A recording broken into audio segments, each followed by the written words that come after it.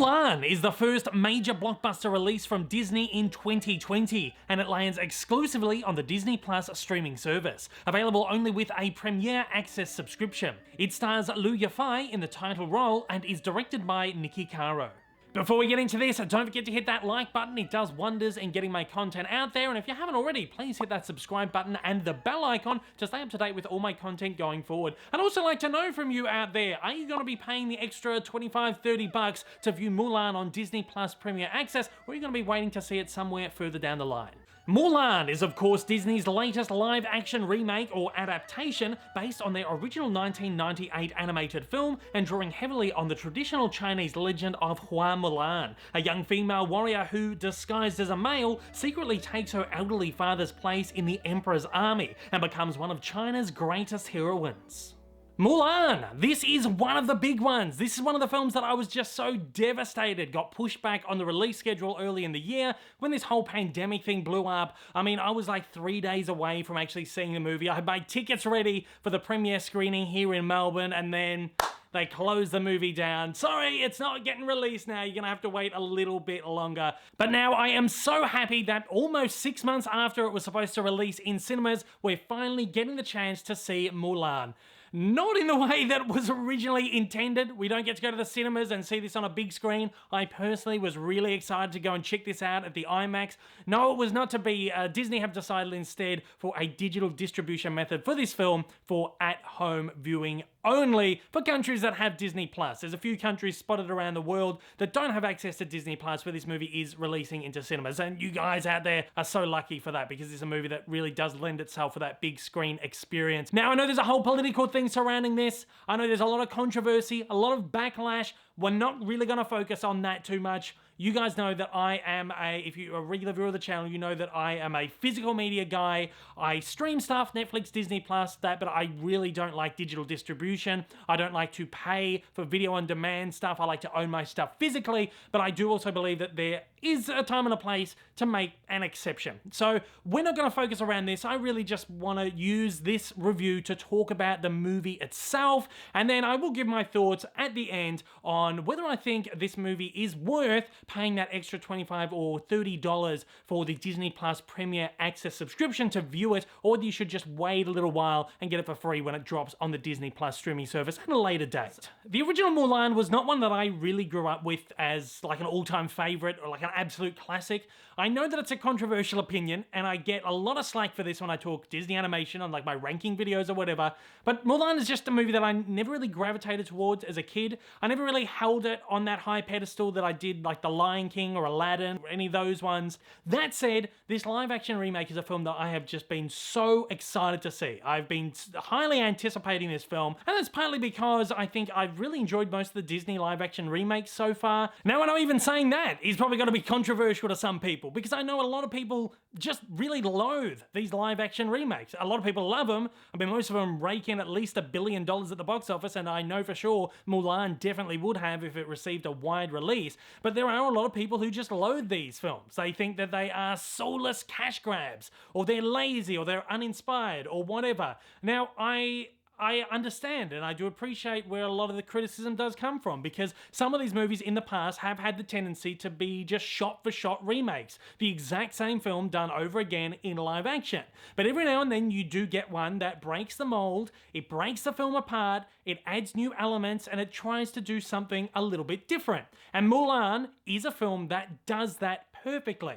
And again, controversy when Disney announced there was going to be no Mushu in this movie, there was going to be no musical numbers in the film, that Disney were actually taking liberties with the film. A lot of people came out and were like, well, if this is not exactly the same as the animation, I'm not seeing it. This is not my Mulan. I just don't understand. I feel like people just want to complain about something. It's too similar, but it's not similar enough. So where's that fine line directly down the middle? I don't know.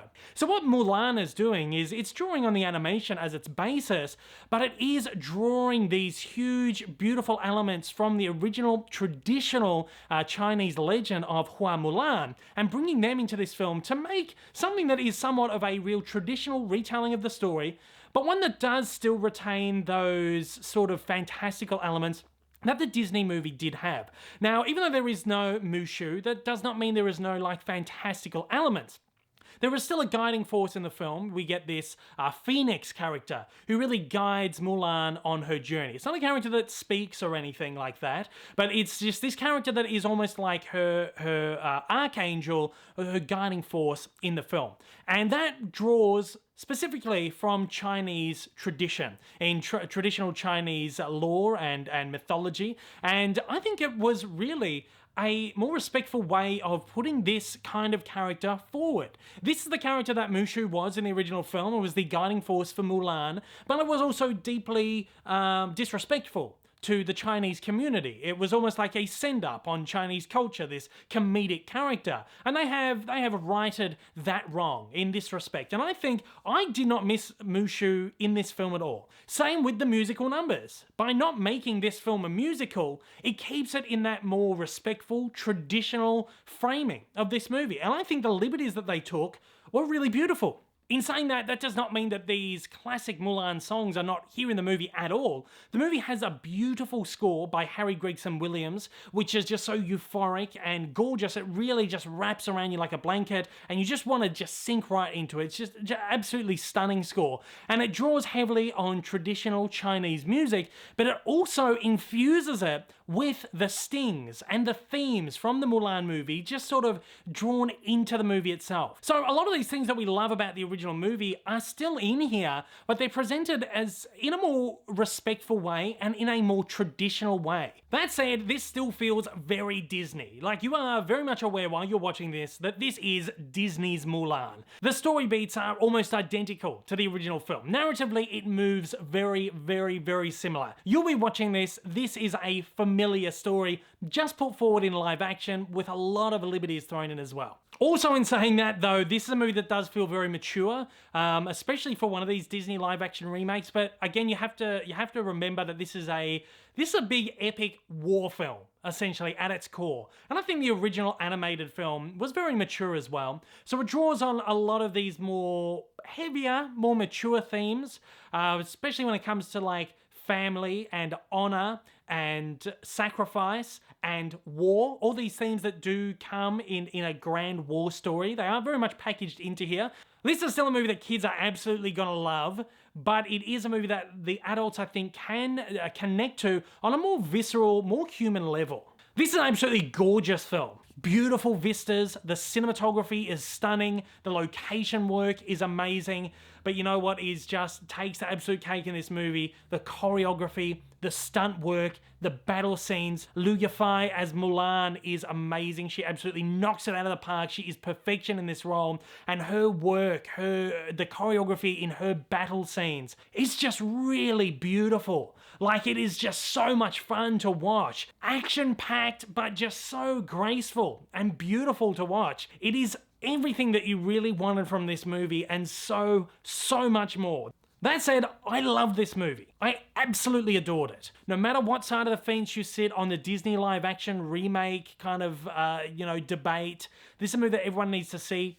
In my personal opinion, this is one of the best, one of the absolute best Disney live action remakes that have ever come out, because it does everything just so perfectly. And if I have any problems with the movie, it's that this movie simply isn't long enough.